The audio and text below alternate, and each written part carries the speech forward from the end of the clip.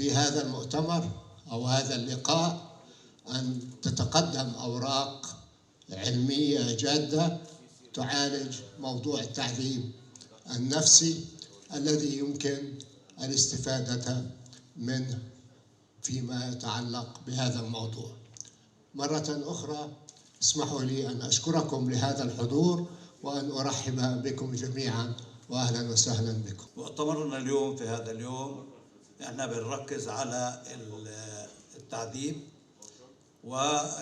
والآثار النفسية اللي بيخلفها التعذيب.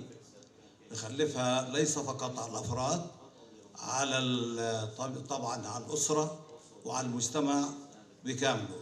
الهدف من التعذيب ليس قتل الجسد، ليس قتل الجسد، إنما قتل روح معنوية وبث الرعب وبث الخوف في الفرد بهدف تغيير السلوك، نمط السلوك والتفكير، وليمتد ليشمل العائلة ويشمل جميع المجتمع. نحاول جاهدين تطبيق أعلى معايير الرقابة التي كفلها القانون والمواثيق والمعاهدات الدولية المتعلقة بحقوق الإنسان. ونؤكد بهذا الصدد أن النظام السياسي لدولة فلسطين نظام ديمقراطي تعددي يحمي الحريات ويضمن الحقوق ويطبق العدالة بين كافة المواطنين، وتقوم الوزارة بالإشراف على حماية الحقوق والحريات العامة واحترامها وفقا لمبادئ القانون الدولي والتشريعات المحلية، وتساهم في تعزيز وترسيخ الهوية الوطنية الفلسطينية وصون حقوق وواجبات المواطنة دون أي تمييز على أساس اللوني أو الجنسي أو العرقي أو المعتقد. نسعى دائما موحدين خلف أهداف مشتركة لتطوير منظومة العمل الأمني الفلسطيني بما يخدم المجتمع والشعب الفلسطيني للوصول إلى تعزيز نزاهة الحكم واحترام حقوق الأمن للحقوق والحريات التي كفلها القانون.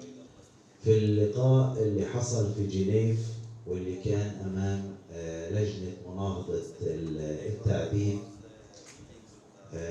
كان هنالك مجموعة من التوصيات اللي قدمت لدولة فلسطين، علما أنه أداء مؤسسات المجتمع المدني والأداء الحكومي كان في أرقى أشكاله وأرقى مستوياته. من الأشياء المهمة اللي احنا قررنا انه يركز عليها هذا المؤتمر، واللي راح يكون الصبغة تاعته إلى حد ما صبغة تعليمية وصبغة استكشافية بنائية. التعذيب النفسي في كثير من الأحيان يعني يتم التجاوز عنه، سواء كان في الساحة القضائية، يعني القاضي إذا في حدا قدم ادعاء بالتعذيب ممكن يطلب منه إنه يكشف لي عن ظهرك علشان أشوف إذا في آثار للتعذيب ولا لا. بينما التعذيب النفسي يضيع ما بين السطور على الرغم من الآثار التدميرية الكبيرة له. وبالتالي جاءت روح هذا المؤتمر من أجل أولا الاستقرار على تعريف وفهم مضامين التعريف المتبنى للتعذيب بصورة عامة، أيضا الحديث والتوسع عن ما هي المعايير التي يجب اتخاذها من أجل منع وقوع التعذيب.